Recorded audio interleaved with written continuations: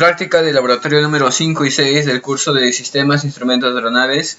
En este video hablaré acerca de las conclusiones que tuve después de realizar este laboratorio, que consistió en la medición de parámetros medido por un sistema sincrónico y también inspecciones y pruebas del sistema pitot-estático. La primera actividad consistió en la medición de algunos parámetros de un sistema síncrono. En este caso utilizamos un sistema de corriente alterna y utilizamos un instrumento o un indicador de radiocompás.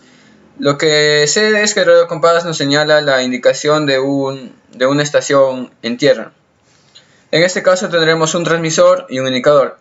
El transmisor será el que va a estar conectado al eje de rotación, y el indicador es el que estará conectado al eje de la aguja que hace la indicación, o sea, el que mueve la aguja.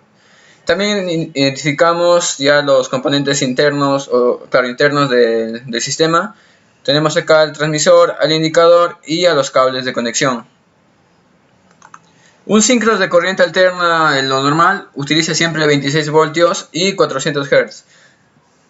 Pero nosotros en este sistema utilizamos solamente 12 voltios y 400 Hz. Aquí tenemos el diagrama del transmisor y del indicador. Cada uno tiene el rotor que está conectado al movimiento.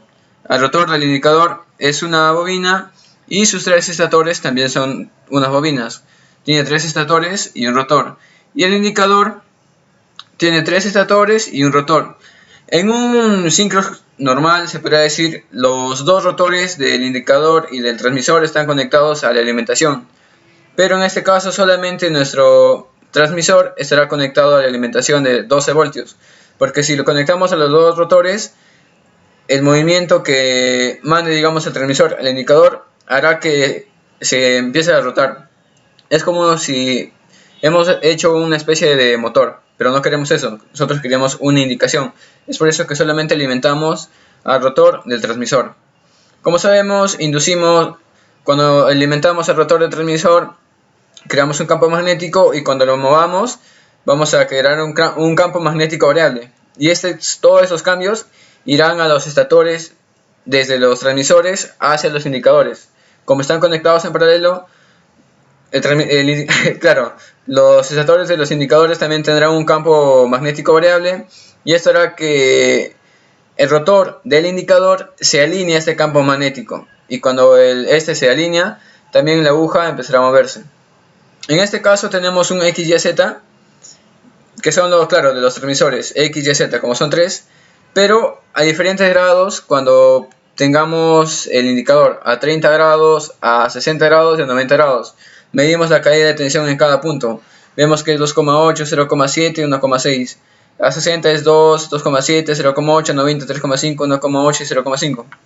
Hallando o sumando en cada ángulo, hallamos que es aproximadamente de 4 a 4,5. O sea, es la tercera parte de la alimentación que se le da al sistema. Más que nada este cambio se da porque solamente alimentamos al rotor del transmisor. Luego también verificamos el Winding Diagram de un instrumento o de un indicador muy importante, que es el RDMI, que es la fusión del DME más el RMI. El DME nos indica la distancia de la aeronave hacia una estación BOR, en cambio el RMI nos indica en dónde está la estación BOR. En este caso solamente evaluamos el Winding Diagram de este indicador. En este caso, como todo indicador, nosotros siempre debemos irnos hacia la alimentación. En este caso, al instrumento se le alimenta con 115 voltios de corriente alterna, 400 Hz, pero nosotros queremos solamente verificar el sistema síncrono, y vemos que acá tiene un transformador que convierte estos 115 voltios hacia un voltaje necesario para que pueda trabajar nuestro sistema síncrono. O sea, de un voltaje alto lo reduce, y ahí viene la alimentación e ingresa directamente hacia nuestros síncronos. Aquí vemos los estatores del indicador X, Y, Z de nuestro heading. Analizamos que el estator X está conectado al pin 1, el estator Y al pin número 2 y el estator Z al pin número 3. Este es del indicador de Hayden. En cambio acá vemos otro Hayden, otra indicación, otros sincros, X, Y, Z, donde vemos el compás de Hayden, donde determinamos que el estator Z, claro, el estator Z está conectado al pin 32, el Y al 31 y el X al 30. Se podría decir que en esta parte tenemos a los indicadores y los transmisores están ubicados aquí. Transmisor número 1 y transmisor número 2. Y en cada transmisor tenemos una especie de bobinas donde se transmite la información desde el transmisor hacia el indicador. Y el indicador por medio de una aguja nos indica ya sea si este es un RMI, nos indica la dirección la dirección de la estación board por medio de una aguja. Luego también hablamos o reconocimos un sistema de pitorio estático. Un sistema de pitorio estático utiliza la presión de impacto, el área de impacto y la presión atmosférica o barométrica para que haga funcionar a tres instrumentos muy importantes, como que son el velocímetro, el vertical speed y el altímetro. El que recibe, el área de impacto es nuestro tubo pitot, y el que hace ingresar al sistema la presión estática es nuestro puerto estático. Como vemos, el área de impacto solamente lo utiliza el velocímetro, pero la presión estática lo utiliza el velocímetro, el vertical speed y el altímetro. En este caso, el velocímetro utiliza los dos porque hace una diferencia entre el área de impacto y la presión atmosférica. La diferencia de estos nos origina la presión dinámica, a lo que genera la velocidad. El vertical speed solamente hace una comparación de una presión en un punto y una presión en otro punto para que haya la velocidad con la que estamos subiendo, la estamos bajando. Y el altímetro solamente toma la presión estática para que haga mover un aneroide, para que lo extienda o para que se reduzca. También observamos que a lo largo del sistema pitot estático tenemos una especie de drenaje, porque como sabemos que el tubo pitot y el puerto estático son como son agujeros, ¿no?, por donde ingresa el aire y siempre va a entrar con humedad, y cuando hay un exceso de humedad puede generar agua, y por medio del drenaje nosotros expulsamos el agua. Y también es muy importante que nuestro tubo pitot tenga una calefacción, se podría decir, porque cuando ingrese el aire, lluvia o humedad, se puede originar hielo en la tubería. Claro que es muy pequeño y el agua y más el frío se genera hielo, y esto haría que se falle totalmente la indicación del velocímetro, de la velocidad, que es muy importante para la aeronave. Es por eso que utilizamos calefacción, para que caliente y derrita el hielo. Previene la formación de hielo. Y otro punto importante, si es que queremos saber si es que está funcionando la calefacción del tubo pitot, lo tocamos con esta parte de la mano para ver si está calentando. También el sistema pitot estático presenta error de posición, ya que la aeronave cuando está recta no hay error. En cambio, cuando está así o así, puede ingresar, o cuando la aeronave está virando o hace la guiñada hacia la izquierda o hacia la derecha, puede haber un cambio de presiones por la toma estática, y esto hace que varíe algunas mediciones de los instrumentos, tanto en el velocímetro como el vertical speed y el altímetro. Es por eso que, y también es que no sirve esa toma estática, hay una toma estática alterna. Luego también realizamos una expedición para el sistema pitot estático. Lo que determinamos es que un altímetro tiene que utilizar siempre una presión de referencia para que pueda funcionar.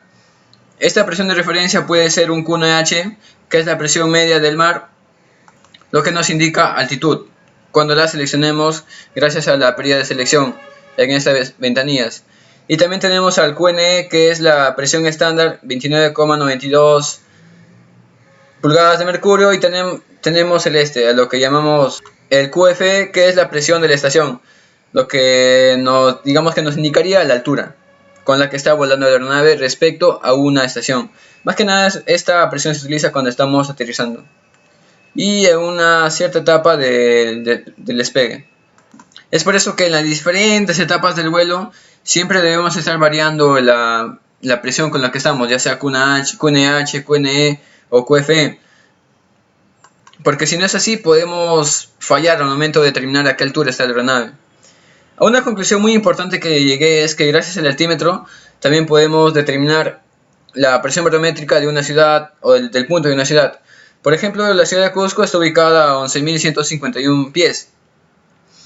Colocamos 1151 pies en el claro, en este simulador, diré en el altímetro, claro, en el altímetro real, y buscamos, digamos, ponemos 20, claro, escalar de 29 hasta, digamos, 25, 22 y 20, hasta que la marcación sea 0, porque este sería como un QFE, porque es la altura de una estación, se puede decir que es una altura de la estación. Si es que nos ubicamos exactamente a 11.151 pies, es como sería el punto de referencia, o sea, en esa parte no hay altura, o sea, la altura es 0. Hasta que hayamos altura 0, podremos hallar la presión barométrica de esa ciudad, en este caso Cusco. Gracias a la altura podemos hallar la presión barométrica. También determinamos que una zona donde hay mayor temperatura, se podría decir, en este caso si colocamos, digamos, +5, la aeronave estará volando a mayor altura de lo que nos indica el altímetro. En cambio, en una zona de menos temperatura, la aeronave estará indicando a menos altura de lo que nos indica el altímetro. Por ejemplo, en este caso, si baja la temperatura, el altímetro siempre nos va a estar marcando 7.000 pies, pero nuestra altitud real es de 6.876. O sea, a mayor temperatura, el avión va a estar volando más, y a menor temperatura, el avión estará volando más bajo. Pero la altura que nos indica el altímetro no va a variar. Esto es por el cambio de temperatura. Lo mismo sucede con el cambio de presión, a mayor altura y menos presión. Aquí tenemos un sistema de pitot estático. Lo más importante que yo entendí es que si es que bloqueamos el tubo pitot, no tendremos indicación de velocidad. Y si tapamos la toma estática, no habrá indicación de altura ni indicación del vertical speed. ¿Por qué no habrá indicación de velocidad cuando tapemos el top pitot? Porque el velocímetro interiormente tiene un diafragma y gracias al área de impacto, ese diafragma se extiende y esa extensión hace que por medio de unos mecanismos se mueva la aguja del velocímetro. En cambio, digamos el altímetro en su interior tiene un aneroide, y este aneroide, gracias a la presión estática, que a mayor altura hay menos presión y este aneroide se extiende, y cuando se extiende por medio de mecanismos también hay una aguja que nos indica a qué altura estamos. O sea, si es que tapamos estas dos esas presiones ya de impacto y la estática, nuestros instrumentos no van a servir. Pero en este caso, si es que tapamos la toma estática, podemos utilizar una toma estática alterna y el sistema funciona normalmente, sin ningún cambio.